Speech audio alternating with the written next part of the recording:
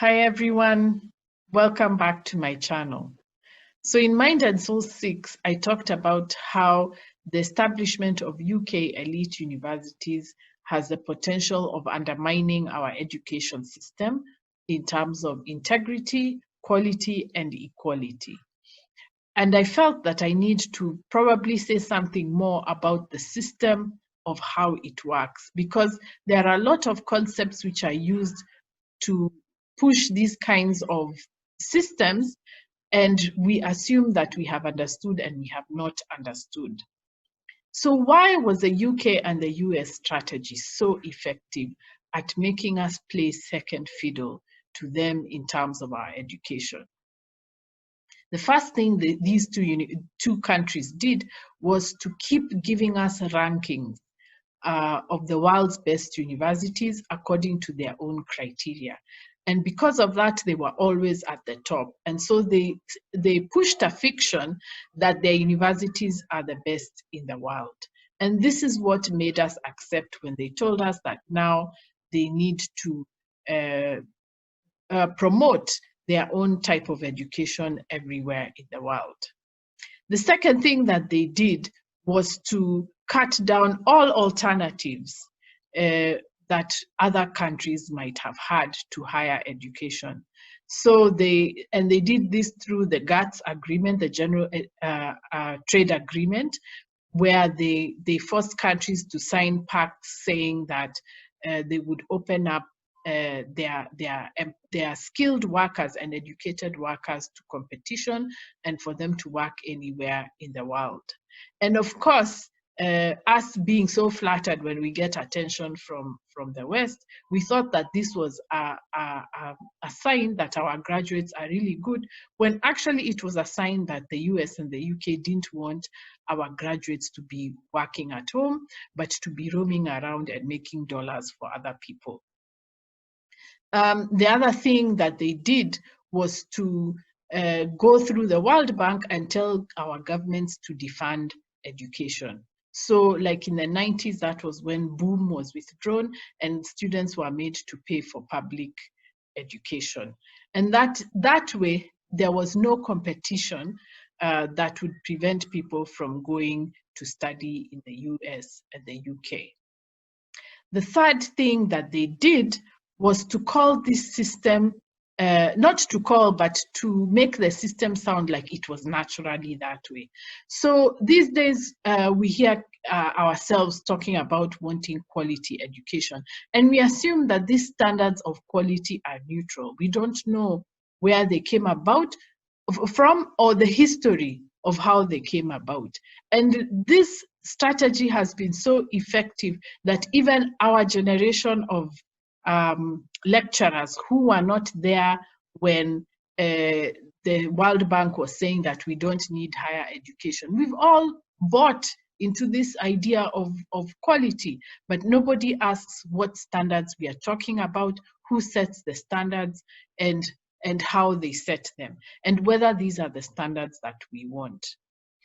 And what got worse was that in the early 2000s, Europe got the bug, and they said, even us, we want to set our own quality standards and to spread them around the world. And so what the EU did was that they came up with what they called the Bologna Process, which was the same thing that the US and the UK had done, which was to marketize the education system and to say that people could study anywhere in the world, which was what was done to us by the US and the UK, and then use that to come and market themselves in Africa as the standard. You see, when they had what the US and the UK did was going to be more appealing to former British colonies, because that is where English is spoken.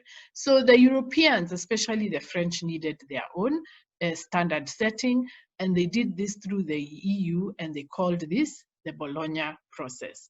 So the Bologna Process was brought here, and it was imposed, at least in Kenya, I know, it was imposed through the East African community. So it was supposed to sound like, oh, you know, this is one regional body to another regional body, and Kenyan universities and East African universities were told that they had to implement the Bologna process. And how they get us to do this is by getting the top education officials, taking them to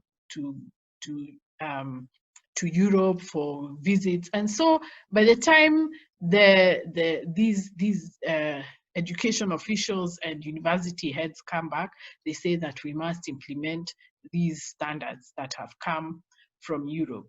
So basically, Africa was caught between two systems. We were caught between the US and the UK in their monopoly of quality education, and then on the other side we had to deal with the EU that came up with their own standards. What is so interesting about this process is the dishonesty of the United Kingdom. Britain was so dishonest because on the one hand, when they were at the guts, they were siding with the Americans in trying to isolate university education so that it is dominated by the Anglo-American universities. But on the other hand, before they left Brexit, they were there with the EU talking about Bologna process and not saying that they had an agreement on the other side. So the UK was so dishonest in this process. It had the best of both worlds, both as a sister to the American superpower and also as a member of the EU. And of course, now you can see they've gotten so greedy, they want to do it on their own. So the whole lesson of all this is that we Africans and we Kenyans have to decide for ourselves what quality is. Because these people are very clever. They elevate themselves as a standard. They crush all other alternatives, even in our own countries. And then when we are left with nothing, we have to look up to them for help to rebuild our education systems. Unless Kenyans decide that they are going to set their own standards, they are going to benchmark by their own whatever they decide, we are always going to be playing second fiddle to Europe and the US. But on top of that, we need to know this more than anything. The idea of quality is not a neutral idea. It is full of history, it is full of actors, and so we need to be careful when we are asking about quality education. It's not obvious what quality is.